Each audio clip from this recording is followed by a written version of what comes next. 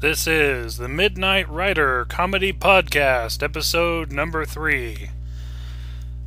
So I've been thinking a little bit about this podcast series that I've been doing and thinking about things that I could do to improve it or keep my interest or, basically make it where people might be more interested in it, make it something that people might enjoy more. First thing I've been thinking about is wondering along the lines of the title,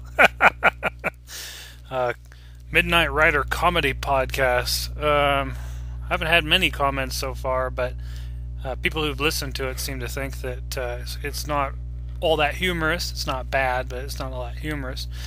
And I don't know.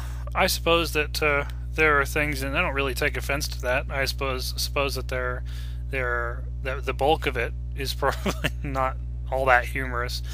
But I guess it kind of falls into the same category as some of these more social spoken word comedians, or like the kind of stuff that the kind of stories that Henry Rollins tells on his spoken word. Henry Rollins is awesome, and I do not pretend to be anywhere near as funny as that man, or possibly as enlightened. I don't know. I've never met him in person, but from what I've seen of his spoken word material, I am impressed, and I think it would be great to be able to meet him in person.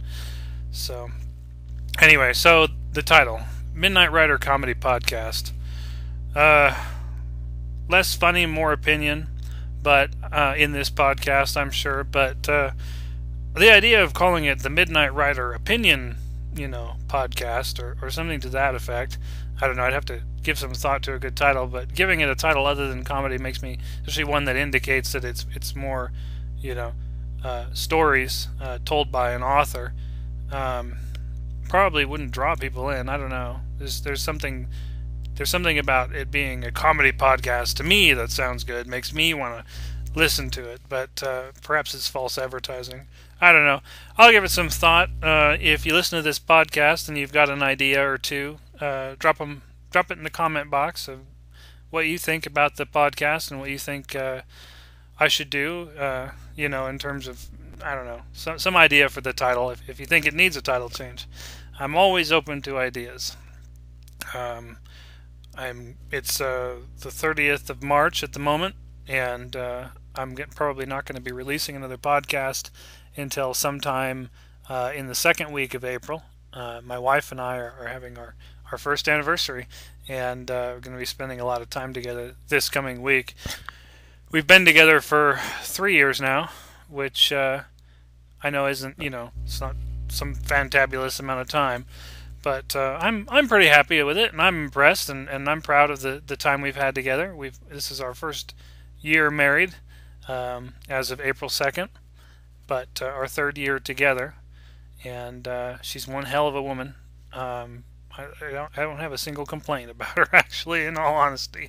And I've had people tell me, well, that's just because you're young, and that'll change with time, and, maybe. But if it does, I doubt it. But if it does change with time, well, I'm still going to enjoy the early part of it as much as possible.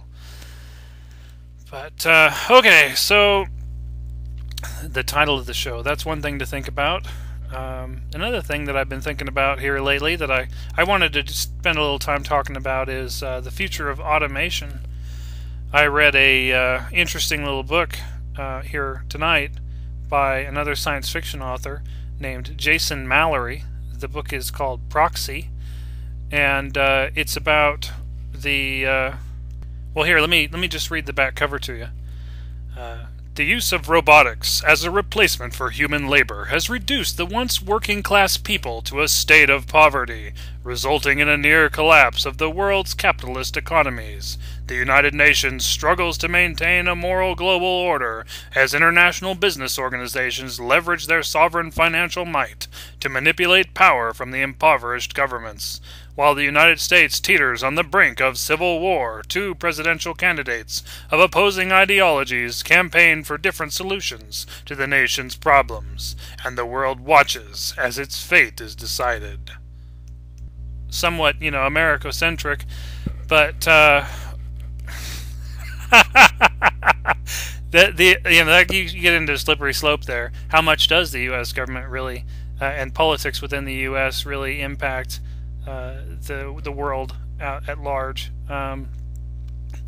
As an American citizen, from my perspective, it seems like we influence the world quite a bit, but I don't think we're the only ones. You have well, let's look back here just not too long ago, the royal wedding. That was something that you heard all over the world from this little tiny country called England. And so in American politics, I remember when we had Obama running against Mitt Romney. I had friends in pretty much every single country. Well, not every single country, but friends from a number of different countries, and I have quite a few friends in a number of different countries. Not bragging, just I know of a relatively diverse number of people who were saying, "Yeah, Obama," or "No, we want Romney. We want you guys to have this president or that president." And of course, there's a lot of backlash back and forth. Well, it's not your country, so shut up. Kind of stuff that people say. But American politics, along with a number of other, I would say, soft power elements from different countries, sort of take root, all over the world. Anyway, the point of this book is not necessarily the impact of American power, but rather the automation, the eventual direction the automation will take. This idea that eventually all human workers, will be replaced by machines. And I know this is something that people have talked about since I don't know, probably since the tractor was invented. I mean, it's an argument that's made in the old story of John Henry, laying down rail against the machine that was designed to lay down rail as well, and how he kept up with it and he got going faster and faster until his heart exploded, and the machine kept going. But this is something that's been brought up a lot in science fiction.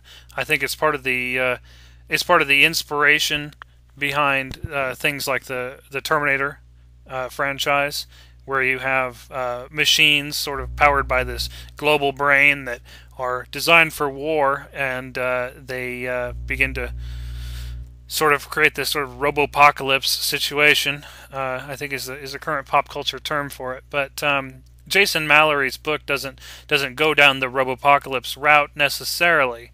It flirts a little bit with sort of it flirts a little bit with an idea that reminds me of, and I don't know if it's necessarily inspired by, but it reminds me of the Gray Plague, the nanovirus from that game Deus Ex. That was a fabulous game. It's one of the very few games that I have played that grabbed me so hard the first time I played it that I probably spent 6 hours at a stretch playing that game. And that doesn't normally happen to me. Normally after about 2 hours I I gotta get up and do something. I gotta create something. I've got to do something that will last longer than the save game on Steam.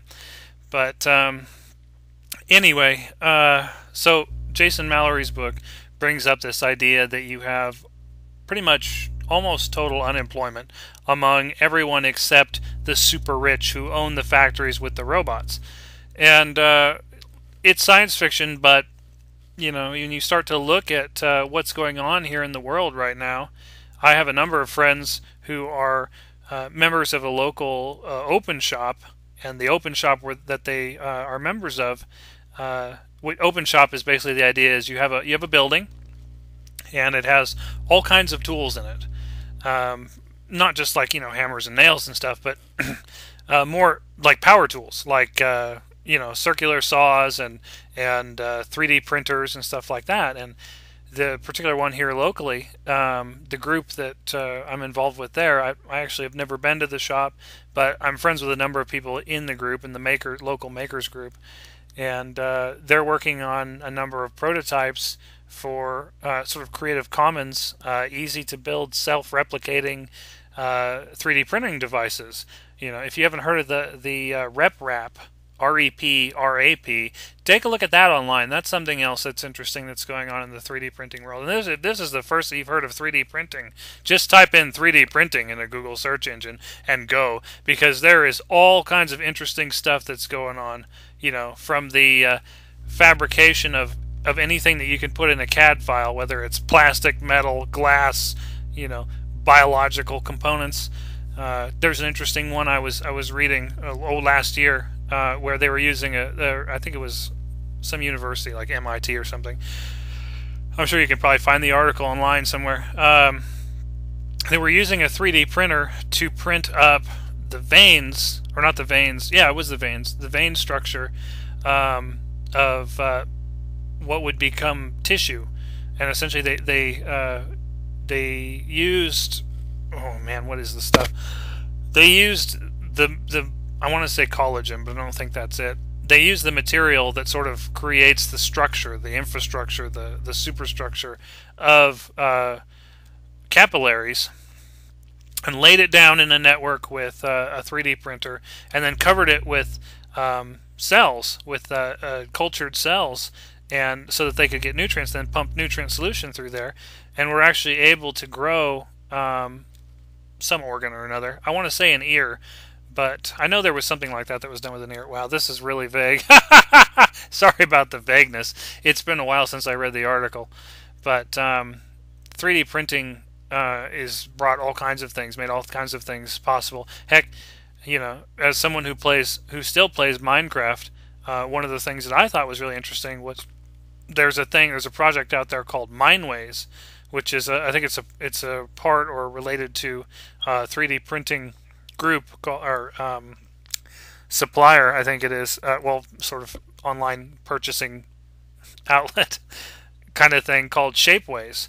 If you haven't seen Shapeways yet, check that out. Shapeways is, you send them a CAD file, or you set up a CAD file, and they'll print it, and people can buy the printed thing. So, like, if you wanted to, let's say you have an invention. You have an invention that's, one piece of plastic. You somehow managed to create a neat invention, and it's just one piece of plastic. So you can just run it through a 3D printer, print it up, move on and use it. Well, you decide that you don't want to go through the trouble of trying to find some Chinese factory that'll, run them through, and you don't really want to find some, you don't really want to talk to people at, Sears or wherever, these sort of stores, and try to get your product in there. You just want to put it out there, share it with the world, maybe make a couple bucks off of it. Well, Shapeways. You upload, you create a CAD file of this, wonder invention, this one-piece wonder invention. You upload it to Shapeways, and they'll print it for you, and they'll print it for anyone who buys it. And I haven't been on there in about a year, and I only get on there about once a year. Their prices are getting really reasonable as the technology improves, which is pretty cool, because I remember when I first got on there years ago, it was something ridiculous. Like, I was looking at I've always been a fan of wargaming. I don't do it anymore, but I've always thought it's cool, to have little plastic soldiers and whatnot. And I always thought, Games Workshop, for example, bless their heart, and all the wonderful products that they've created in the past, Talisman being my personal favorite. But Games Workshop, I used to be a big fan of Warhammer 40k when I was in high school, but man, those things are expensive. The kits that come for Warhammer 40k, and I understand, there's the cost of the plastic, there's the people that have to be paid that are involved, the artists, the label. I understand why they're expensive. But so when I heard about Shapeways first a couple of years ago, I thought, hey, this would be awesome. Not necessarily Warhammer 40k, but other games that are played with plastic, miniature, sort of Marines that are running around in space and whatnot, and that kind of thing, science fiction-y type stuff, robot, warriors and whatnot, stuff like that. That would be cool if there's something out there, and I bet it would be less expensive.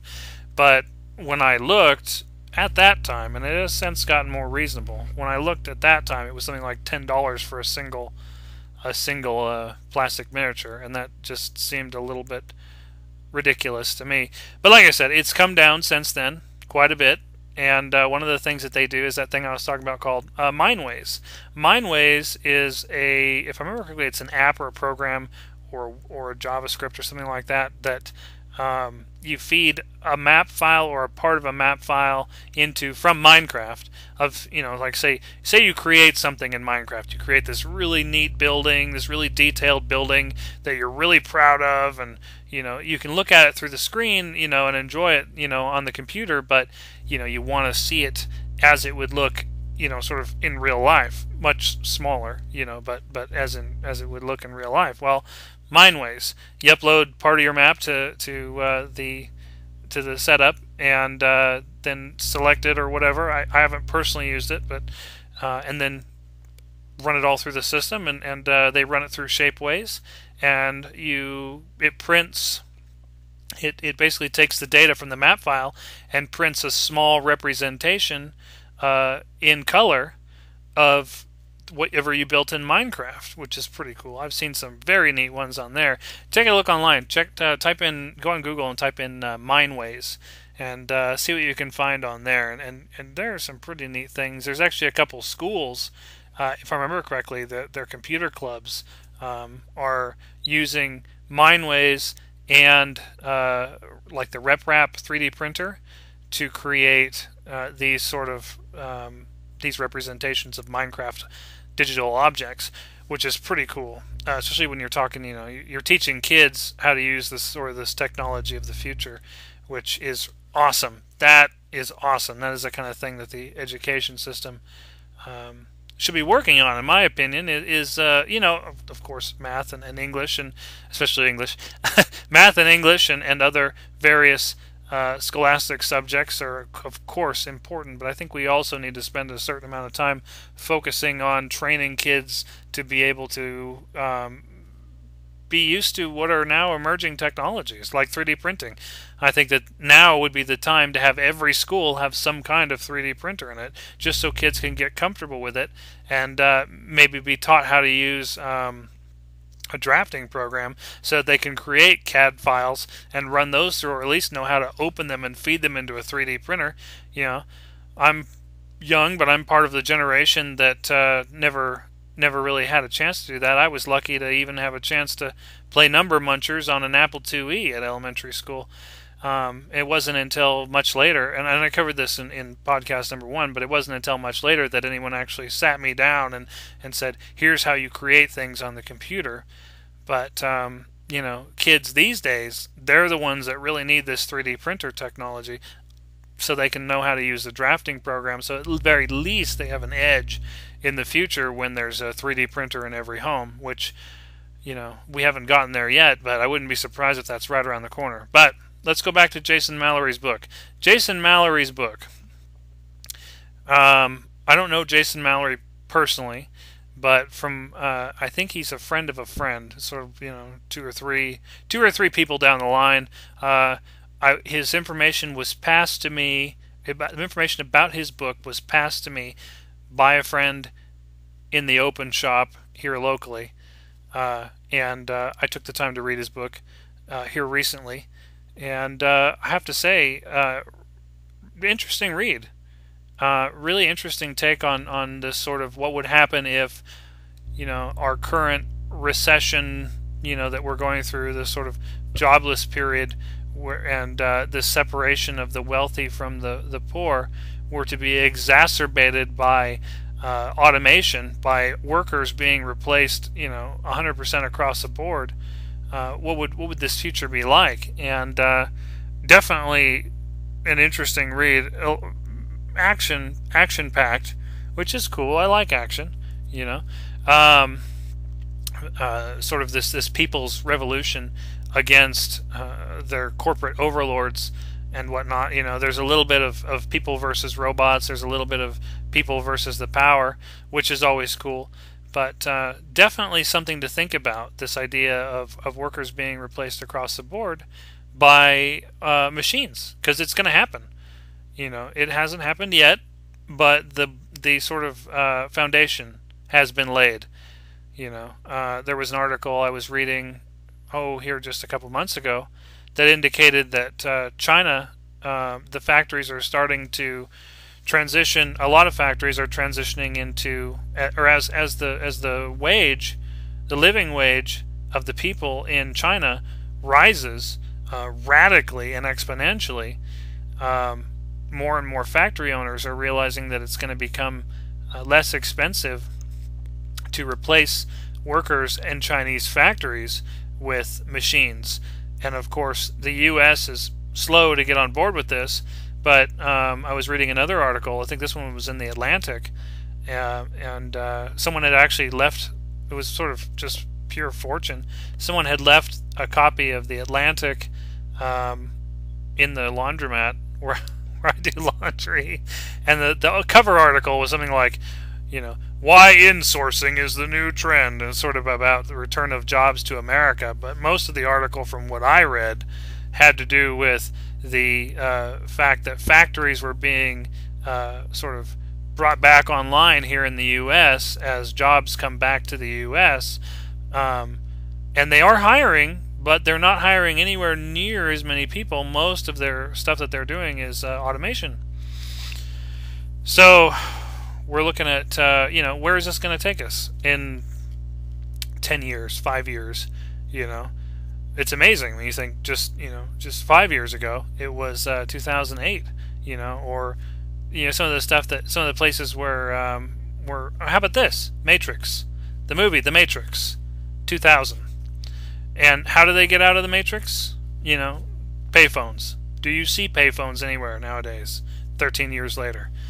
Not really. Not where I live. And I know a lot of people, I've seen a lot of jokes going around online about, like, well, what's a payphone? What's this? And I know that cell phones weren't new per se, but I remember back in 2000, they were still pretty new among the people that I knew. I didn't get my first cell phone until, oh goodness, probably 2004. My father had a bag phone in the car back when I was about 12 years old, and that would have been mid-90s. But you think about the evolution of the cell phone in just the last 20 years. The evolution of automation technology, robots doing human jobs, is probably gonna, with the exponential. They say, if you're at all familiar with the idea of the singularity, and I've heard people say, yes, it's real, no, it's not real. Okay, well, the idea of the singularity is that when you look at human development throughout time, human technological development, you have long periods between advances, and then suddenly those periods start getting shorter and shorter and shorter and shorter and shorter, until when you compare the technological advances of the last 100 years, say 1913 to 2013, the differences in technology between the two or between 1913 and 2013, and then you compare those advances to, say, the last 100,000 years, how far have we come? Well, early automobiles and sort of the emergence of early automobiles, the emergence of gasoline, internal combustion engines and whatnot, is a long ways from stone tools, but at the same time, it's also a long ways from early automobiles to cell phones and augmented reality glasses that people are wearing around, Google Maps, and all these other wonderful things that have been made possible just in the last 10 years. So, how soon are we looking at the complete takeover of the job market, as it were? Let's say worst case scenario and sort of extreme example. How far are we from the entire 100% of the workforce being laid off by robots? Well, I have friends that say 5 years. I give it 5 years. I think 5 years is a bit of a liberal or a bit of a conservative estimate. I think it's going to be more than that. I don't think it's 20 years away. With the exception of maybe various legislation that might come through. Maybe the change happens too fast, and people can't keep up with it. I think, if I remember correctly, Jason Mallory says 20 to 40 years. That seems relatively reasonable. Within our lifetime, within my lifetime, and the lifetime of some of the people who listen to this podcast. what do we do with a world like that? I think I've talked to people, and they say that there seem to be two different camps when it comes to automation replacing jobs. One camp says it's horrible. We need to, kill it in its infancy. Nip it in the bud. Work for all. More work for all. But at the same time, I don't take that view myself. I like having money. I like being able to eat and pay my student loan. And one has to work to do those things. And when someone like me reads an article about there was a computer system or a program that I read an article about last year. This guy was designing that was able to.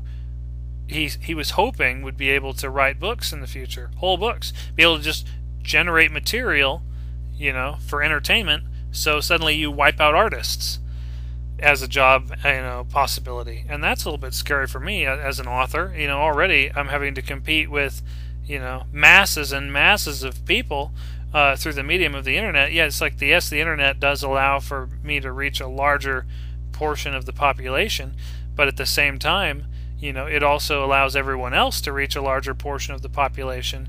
And there are plenty of other authors out there who are better at social networking than I am. And even if I might have a superior product, they're going to sell more copies because there's only so many books people can read. And if they get, another writer's book in their hot little hands first, they're not going to spend their money on mine. So social networking seems to be the key there. But so, as somebody who's already sort of battling this element of it, the idea of a robot that sits back and writes Shakespeare, which might be quite a ways off, but the idea of a machine mind, as it were, which writes flawless prose, for free, just the cost of energy to power it, that's a little bit intimidating to me too. But so I get where people are coming from when they say, no, this is terrifying. And it is a little scary. Yes, it's absolutely scary. The idea of having to be retrained for a different job because your job is now done completely by machines. We're going to see, there's already, it hasn't happened yet, but it's coming. Service positions being liquidated and done by machines, That's coming. That's probably the first place it's going to be done is service positions at fast food restaurants and stuff like that.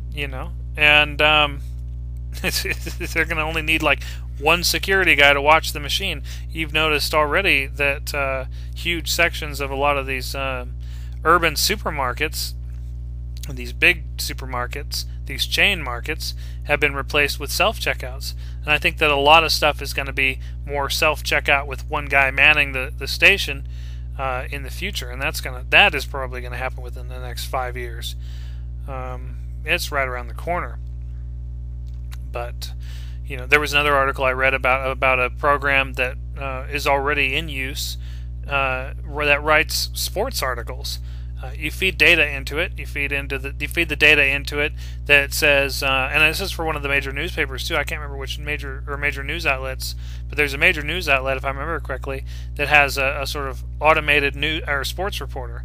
They feed data into it. So and such team from here won by this many points, and they beat so and then they did this and they did that and they did this, and then they feed all these details into the machine, and the machine cranks out 1,000-word or 500-word paragraph or a series of paragraphs as a sports writer, and people didn't even know because they'd been going on for 6 months before anyone sort of leaked that it was a robot that was doing this. And then you have Watson, of course, and the Jeopardy thing that everyone talks about, and that to me that's a smart computer that is able to search the internet. Of course, it's going to win at Jeopardy.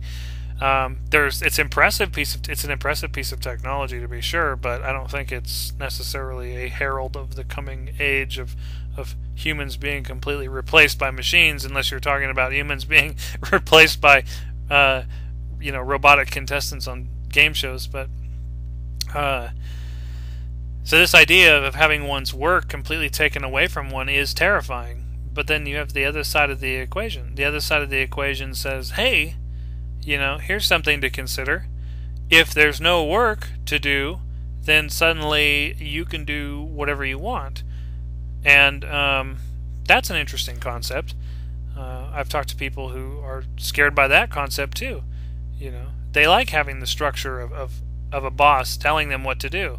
They like it when there's a boss who says, here's your tasks, work for 8 hours, here's your paycheck, move on.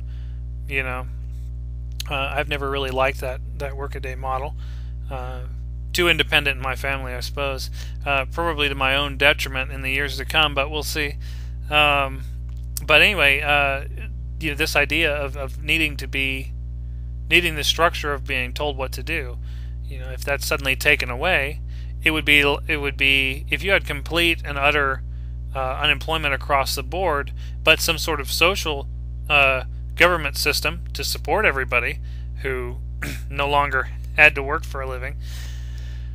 I wonder how many people would go into a sort of retirement, mentality, sort of something along the lines of just turn on the TV, wake up in the morning, turn on the TV, and just watch daytime television until they conk out on the couch. This sort of reminds me a little bit. If some of you have probably seen the film Idiocracy, that's a great film. But a film like Idiocracy, or a future like that, where people have no purpose in life except to perhaps create reality TV shows and sit on the couch watching them. I think that would be a definite danger, but I don't think everyone would go that route.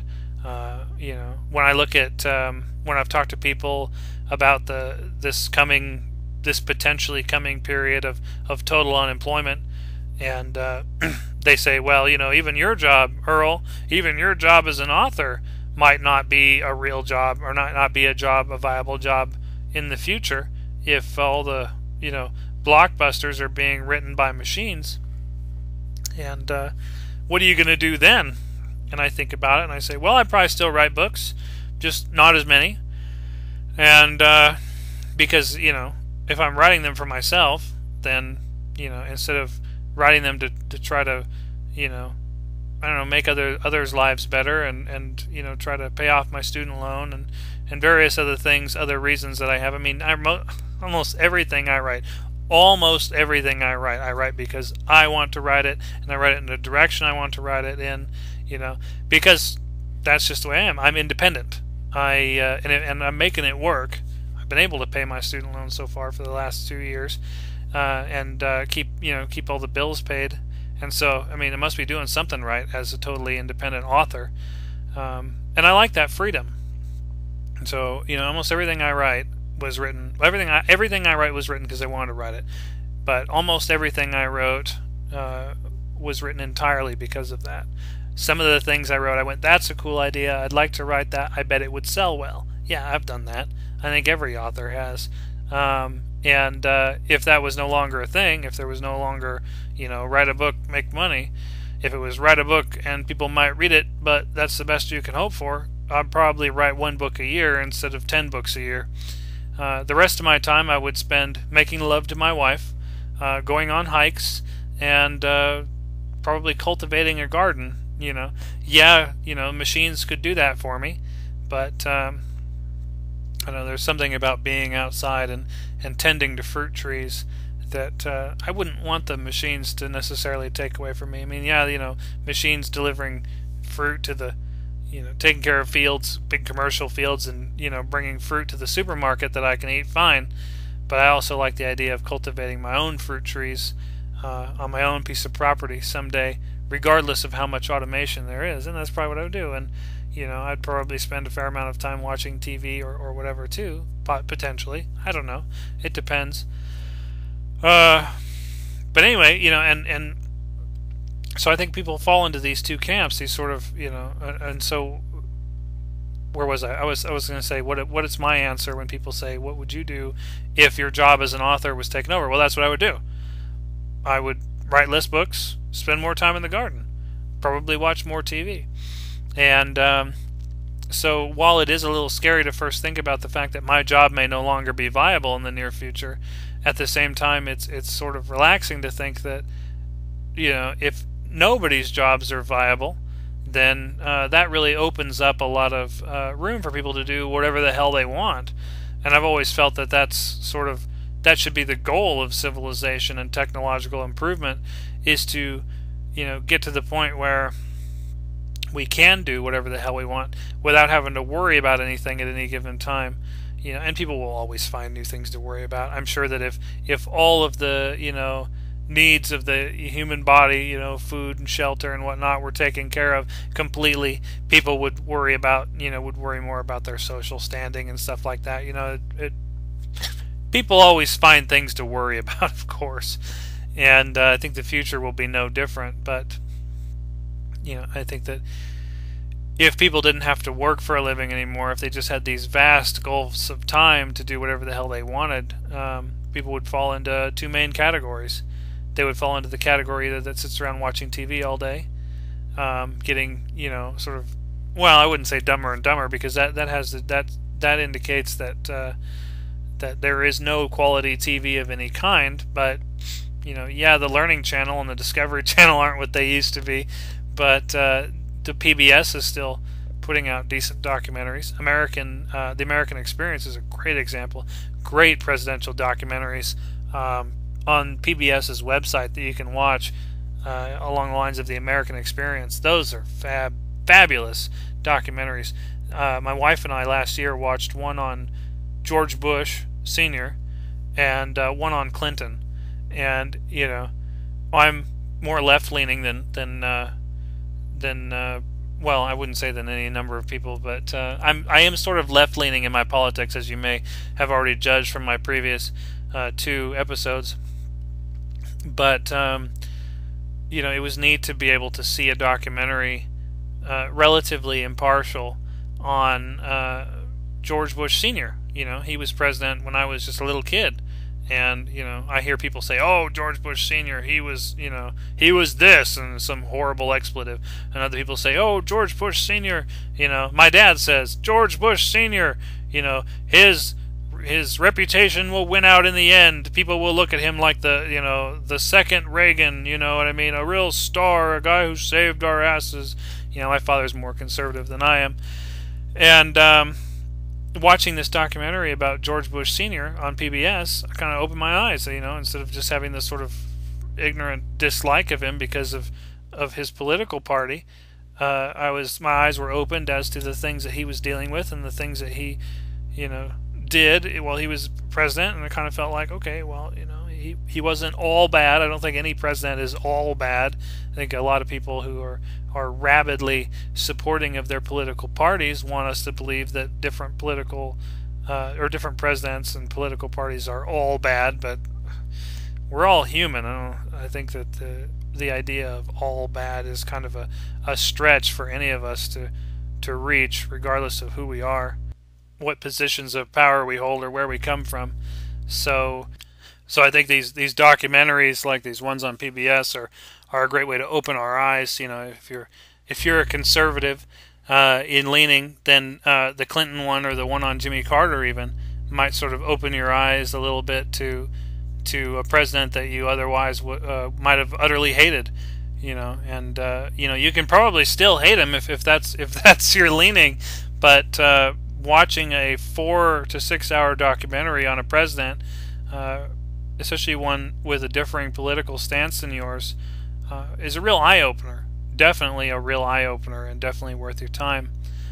So check that out. Go to pbs.org and you can watch them for free. The American Experience, fabulous documentary show. But anyway, let's backtrack a little bit. Let's see if I can remember where I was. The benefits and disadvantages of total automation of jobs, sort of leaving us to do whatever the hell we want to do with our lives, dividing us into 2 camps: those who choose to create art and create new things and create new inventions and learn and whatnot, and those who choose to watch TV. Camps within TV being those who watch documentaries, potentially, maybe this is elitist of me, potentially contrasting against those who watch, I don't know, Jerry Springer or Montel Williams or these sorts of daytime TV shows. That could lead to a very interesting future. But, I like the idea of a future where nobody has to do anything they don't want to do.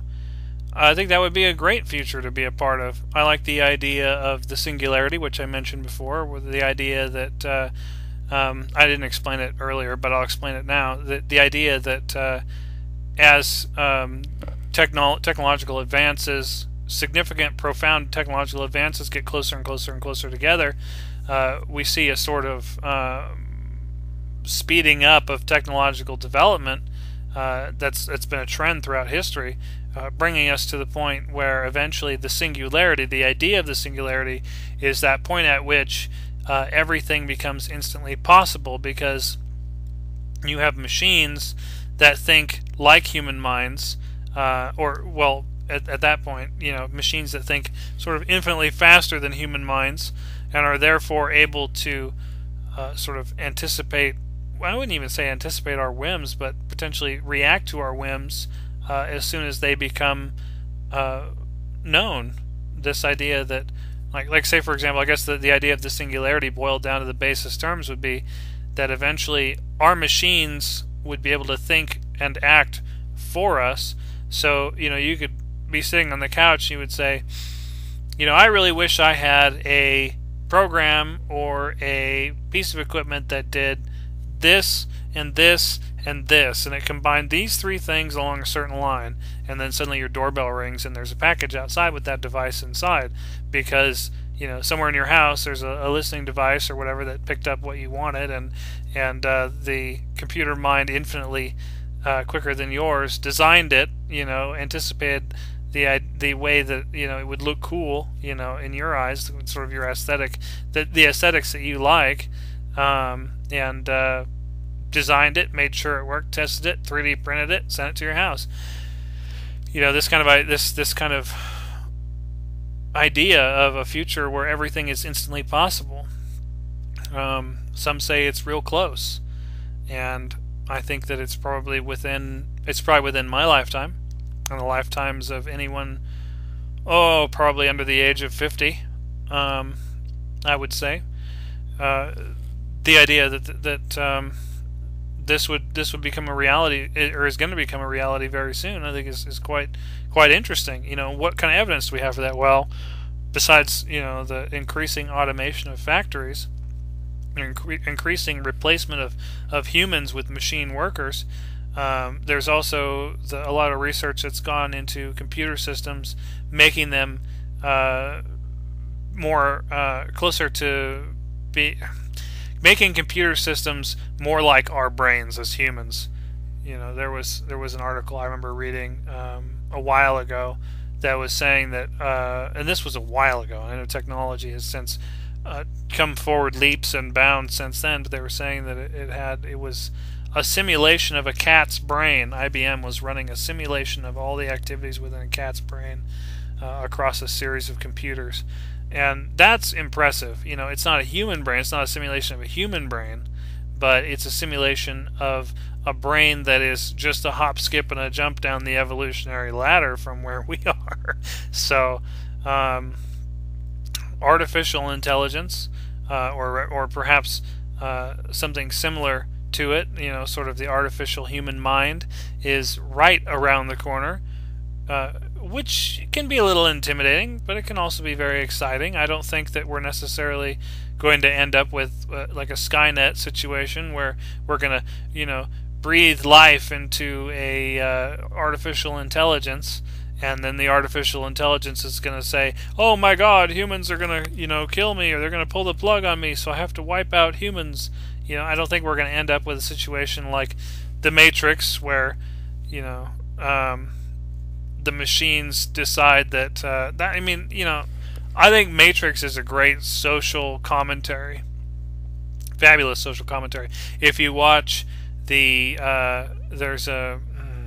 called the Animatrix. If you watch that, it's sort of and I guess you could say like an addendum of short stories that sort of are in the Matrix universe. One of the short stories, or there's like two short stories that go together, or something like that. They sort of tell the history of the Matrix, and it's a great commentary on social rights. But I don't think that we're going to create an artificial intelligence or a series of artificial intelligences that will be tired of doing our work for us, and they will rise up and subjugate us, as a reactionary sort of thing. I think that realistically, anyone who designs machines that are capable of human thought is not going to give them total free will and total free reign. They're going to give these machines enough intelligence that they can outsmart us in ways that matter and not in ways that are dangerous. Which, that's a slippery slope. That's an interesting, concept to ponder. At what point do the machines say, well, people are happier when they don't have kids, and, so the right thing to do is to sterilize all humanity? I don't know. It's a slippery slope. It could go in so many different directions, and I think until we get a lot closer to the actual realization of sort of an artificial human mind, there's not really any way to know absolutely for sure what's going to happen. And once artificial intelligence becomes more of a near future sci-fi concept, then we might have a clearer idea of where it's going to go. I personally like the idea of artificial intelligences that fall more along the lines of those in Asimov's stories, or as an extension of that in Star Trek. The idea that there are laws, in a sense, that robots must follow that are hardwired into them. They can't hurt humans. They can't do anything to hurt themselves unless it ends up hurting a human. These sorts of things. The three laws of robotics, and this sort of, like I said, the extensions of that in Star Trek, being Data, of course, one of my absolute favorite characters in Star Trek, and the holographic Doctor from Voyager, another favorite of mine. Or how about the character Bishop from Aliens? He's bound by the three laws of robotics. He says right in the beginning of that movie something along the lines of, "It is impossible for me to harm or by omission of action allow to be harmed a human being." That's straight out of Asimov's three laws of robotics. And if we can do that, if we can sort of rein in our artificial intelligences, then and I don't think that would be difficult necessarily. You just don't give them the capacity for free will. You give them the capacity to learn and to do what they need to do and whatnot, but you never give them the capacity to sort of not like work. Like, for example, how about this? The Matrix example. Robots who don't like doing work for humanity anymore. They're tired of doing all the work for humanity, and so they throw off humanity's shackles and rise up as one. Well, why would robots not like doing work, first of all? That would be the question to ask. Why is a robo-apocalypse, as it's called, not really something that we really have to worry about? Well, unless we design a robot to feel fatigue, they're not going to... I doubt that there would be any sort of... And that would just be cruel, personally. Fatigue is a bitch. If we don't design robots to feel fatigue, then why would they have any reason not to like work? Work gives people, or gives a mind, purpose. And I think when a mind is no longer has needs, or is separated from the pain of needs, I suppose. Like, what drives people to be selfish and to be destructive? Well, from what I've seen and in my experience, the main thing that drives people in general to be selfish and destructive is a feeling of lack, as in, there's not enough to go around, so you have to hoard it, And I think people do that with pleasure. They do that with destruction. They do that with money. Destruction, there's only one sandcastle on the playground to smash, and boy is that tempting, but you put a digital mind in a digital construct full of sandcastles, and eventually it's going to get tired of smashing them. You know what I mean? It's sort of, as long as there's enough that's available of whatever to satisfy various urges, then people or minds, as it were, tend to be, in my experience, more prosaic. And so if you have a machine that has no unsatisfied wants per se, then wouldn't it just eventually just seek a purpose? Maybe this is a stretch. I'm checking my own logic now and saying, well, I don't know. And you can weigh in the comments, of course, but if a mind like that has no unfulfilled wants, it's not in pain, it's not needing things, it's not feeling the sharp poke of fatigue, as it were. Why wouldn't it be entirely involved in whatever its purpose was? And then you give it a purpose. You say, okay, your purpose is to make life better for this person. Your purpose is, and maybe that's a little vague, your purpose is to wash the dishes once they're in the sink and they've been left in the sink for 5 minutes or whatever. And things like that. You sort of separate tasks, or you give one machine a number of simple tasks like that. And like I said, what's to stop machines from sort of enjoying their purpose? I mean, we all, well, not we all, but it's been a human trait to sort of seek purpose in the world. We all, I keep saying we all, I would say for most people, the idea of having a purpose, of seeking out a purpose, is something that's a major part of being human. What is your purpose in life?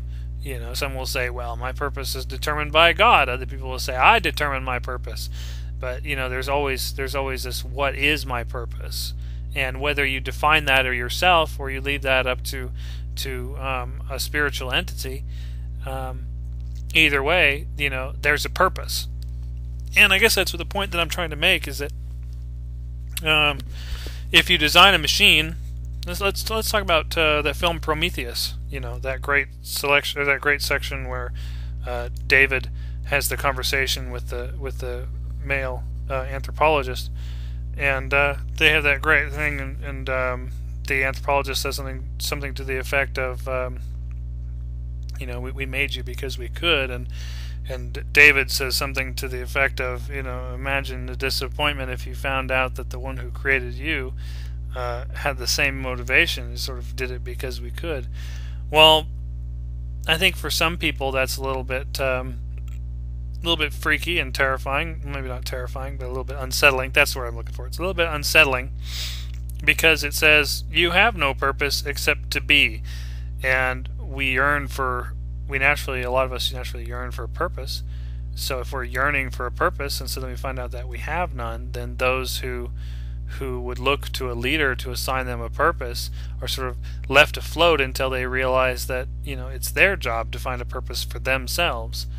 And I think that as long as we assign machine minds with purposes, especially purposes that don't create fatigue, purposes that, or they can't create fatigue because the mind can't be, that particular mind that they're assigned to can't be fatigued, then that particular mind won't ever get tired of doing or trying to fulfill that particular purpose. I think that people get burnt out on purposes that they have because of lack of success.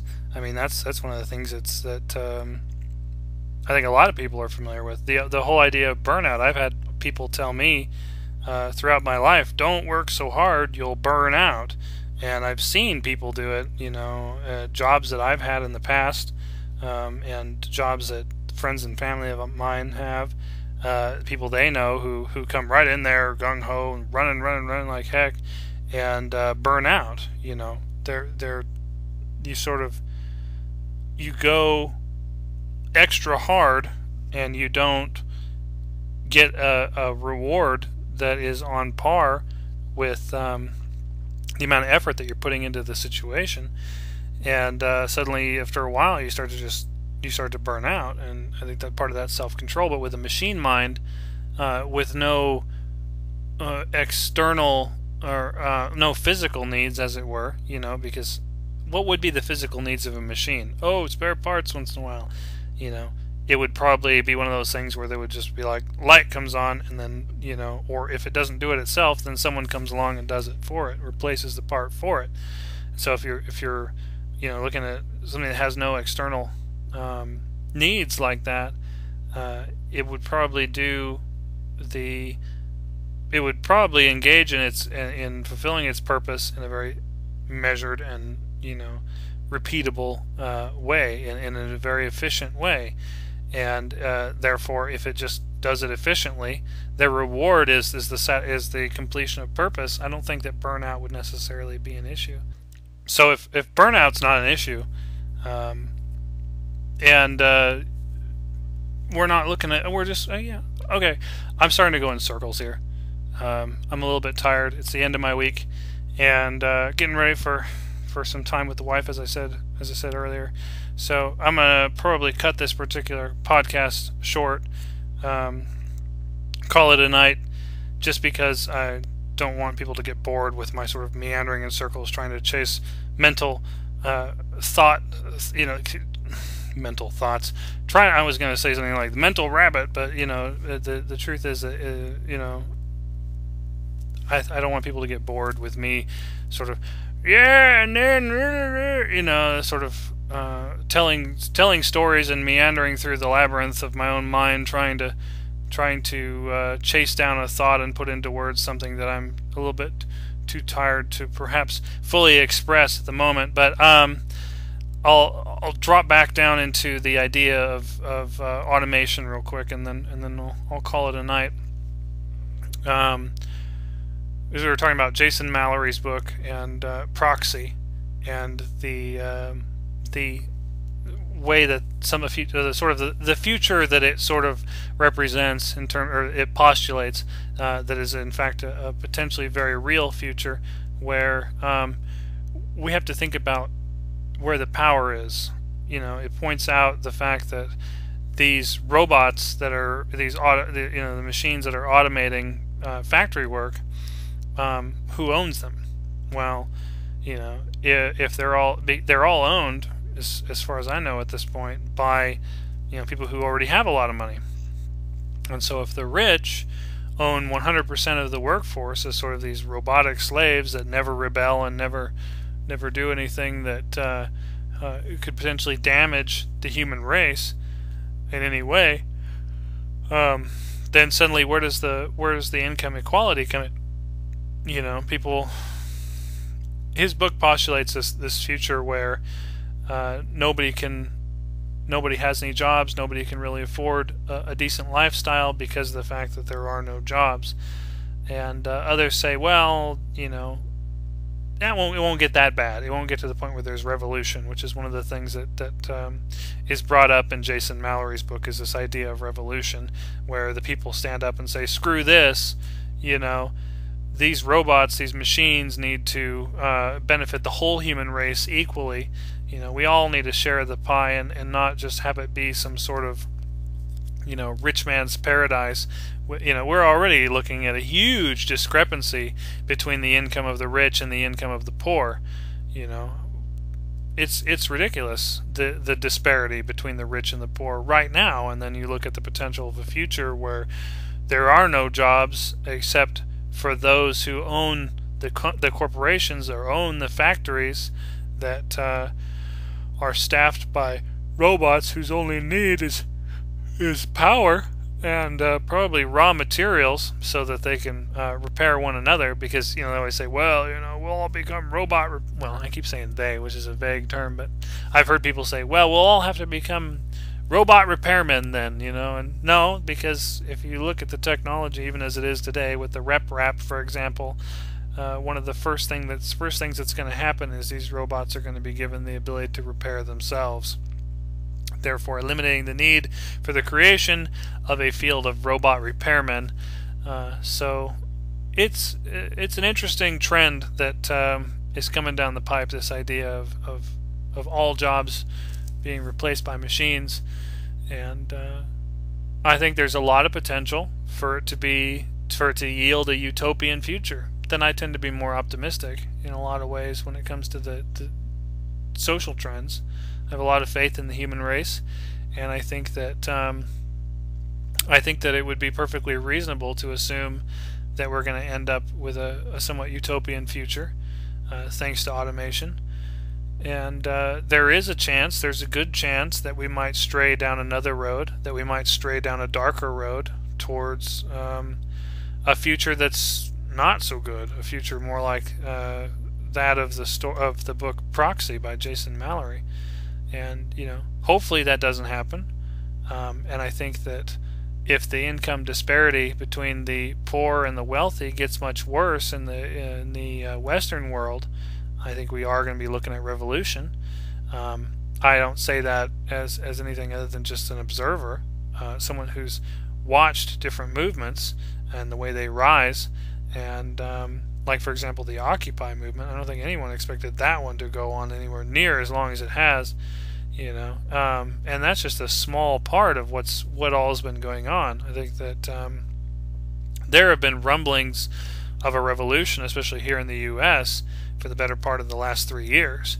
And does that mean that a huge major change is going to happen? I think if things get much worse, yeah. I think if the income disparity between rich and poor continues to grow, and we don't pull out of the recession completely, there is going to be some sort of revolution, and that's a little scary. As somebody who likes, I may not be wealthy yet, but I do like sort of observing things. I don't really want to become an active participant. I don't really want to be forced onto one side or another. You can't afford to be neutral in a moving train kind of a situation. But that's just me, and hate it or love it, that tends to be, I tend to observe as much as possible. Like I said in a previous podcast, there are some issues that I dive headfirst into because I believe that there's pretty much no wrong answer there. Like, for example, human rights issues, marriage equality, the dismissing of student loan debt. I mean, these are things that are very close to my heart. And so I guess I'm not really on the fence in regards to those things, but I am on the fence, not wanting to get involved with either side in the event of a revolution. I like the idea of positive social change. Of the disparity between rich and poor shrinking to nothing. Does that make me a socialist or a communist? No, not necessarily. But that doesn't mean that I think that socialism or communism are all bad, as to coin a term I used earlier in the podcast. And I do think that there are some good ideas there, like socialized medicine, for example, and the whole medical care system. That's a whole other can of worms here in the U.S. But and there is some evidence that the economy is recovering. But I was reading an article here a couple weeks ago that indicated that while the economy does appear to be recovering, jobless rates are still disturbingly high, and that it's sort of like a false recovery. The recovery of the stock market, for example, is more because of what was it? I'm trying to remember what it was. Anyway, there's a recovery in the stock market, that the stock market has recovered to a level that it was at before the recession, but that the jobless rates haven't, and part of that is because of outsourcing. Part of that is because of automation. People, trying to do more with less. That whole Six Sigma. God, Six Sigma. That's another can of worms. Six Sigma is the biggest thing of malarkey I've ever heard in my entire life. I have a friend whose corporation that they're a part of, that they're working for, went through Six Sigma like a virus, like it was a plague.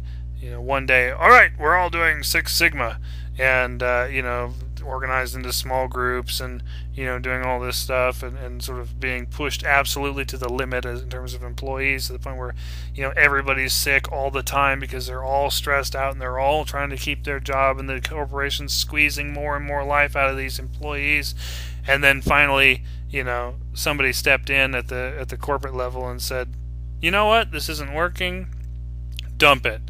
And they dumped a whole bunch of people, at the management level.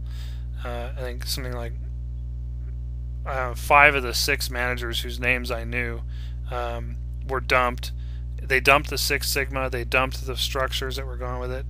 I think realistically, I think this Six Sigma thing and other programs like it, I think someone just was probably wanted to get rich, was probably trying to think of a good way to get rich quick, had some contacts in the business world, and thought, what we can do? We can make a lot of money by just telling people who have a lot of money, I have a secret. And, we know of a way to make your lazy workers work more. Not really realizing that workers aren't necessarily lazy. I'm not saying that every employee that's ever, been hired to work at a company is a shining star or shining pillar of work ethic, as it were. But I don't think that, they're anywhere near the number of lazy employees as some wealthy corporate types might believe. And I may have just revealed my my more anti-corporate side there, but I think that realistically, I think of corporations the way I think of guns and drills and cars. I think corporations are tools, and it's not the tool that is the problem. It's who is wielding it and what they're doing with it. I used to own a pellet gun. I used to go out and shoot targets with my father. On the gun range with pellet gun when I was a kid. Got to be a pretty good shot. Was I hurting anyone? No. Do I think that pellet guns should be illegal? Should be made illegal? No. Do I think that school shootings, and I know those were not performed with pellet guns, but I'm making sort of a glossy, vague argument here real quick before I get off, but glossing over things.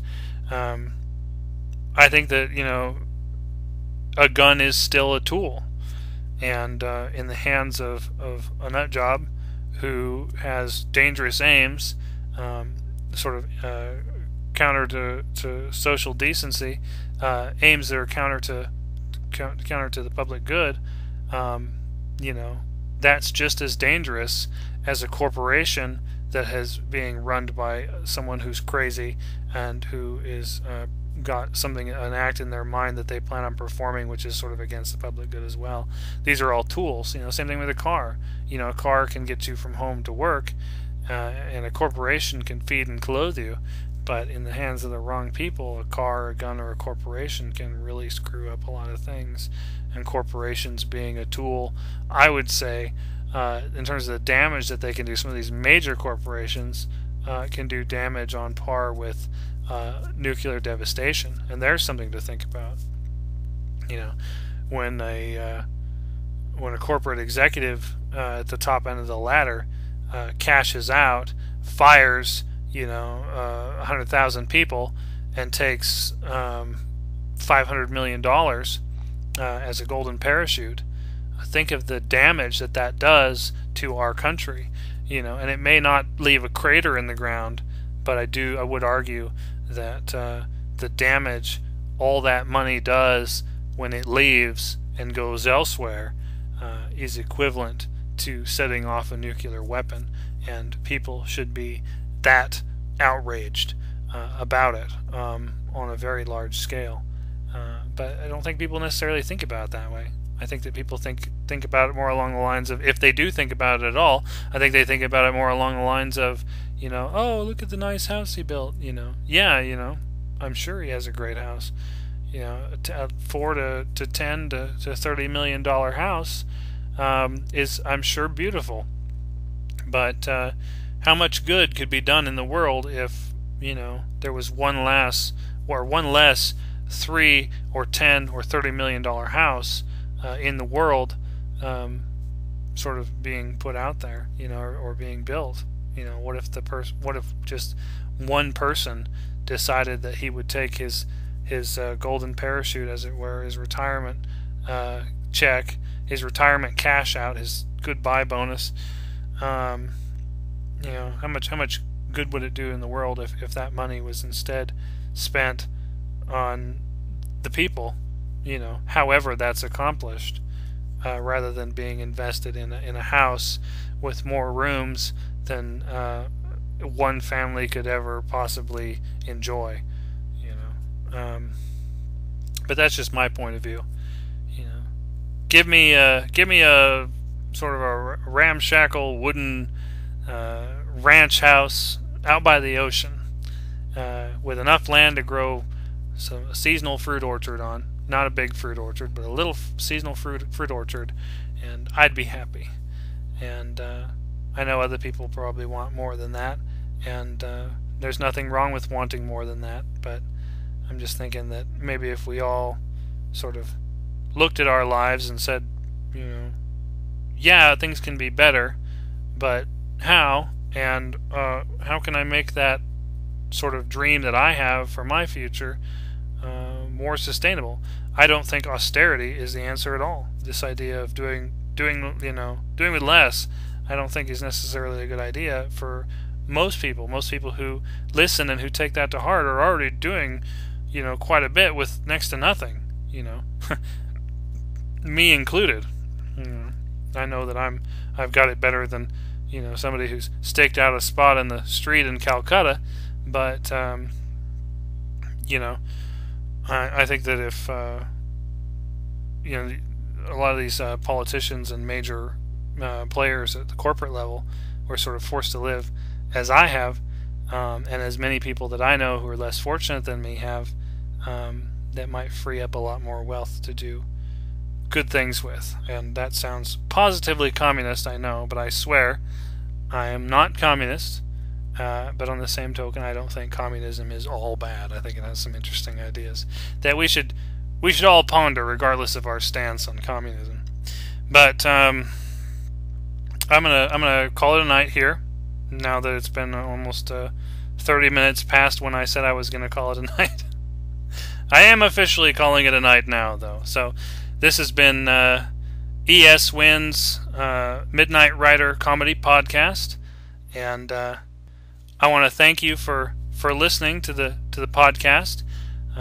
Like I said earlier in the program, let me know in the comments if you have an idea for a better title for the show.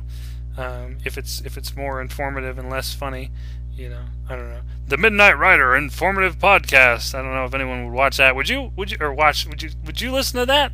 Would you listen to the Midnight Rider Informative Podcast? I think I would probably look at it and go, oh goodness, it's another windbag who's just kind of throwing his opinions out there, and I may be just that, I don't know. But hopefully someone gets some enjoyment out of this, and if you do, let me know. Drop a little note in the comments, say, hey, I loved your podcast, and here's why, or whatever, so that I can have the inspiration to keep doing them, because right now I'm doing them, partly for me. Just as when I start most projects, I'm doing them mostly for me, but at the same time, I'm also doing this because I think that, there might be some spark of wisdom or interesting thought, that I put out there that might benefit somebody. Somebody might listen to this and this podcast and find something of value in it. That's the hope, at least. So if you found something of value in this, let me know, so that when I start to sort of lose interest in it, or maybe it'll be that much longer before I lose interest in it, I'll have some fond memories and some good reasons to keep doing it. But anyway, my name is E.S. Wynn. I've got 44 books, and you can find out about me and my books at www.eswyn.com. And like I said, I want to thank you for listening, and also won't be releasing another podcast until week after next, and so you have some time. You have some time to weigh in. I was putting that out there so that people don't get a little shocked and go, "Oh, you went off air." I don't know. Wishful thinking. I don't want anyone who might be enjoying this podcast to assume that I've given up next week. So I hope you have a wonderful day or evening wherever you are, and I will chew your ear or talk your ear off another night. All right.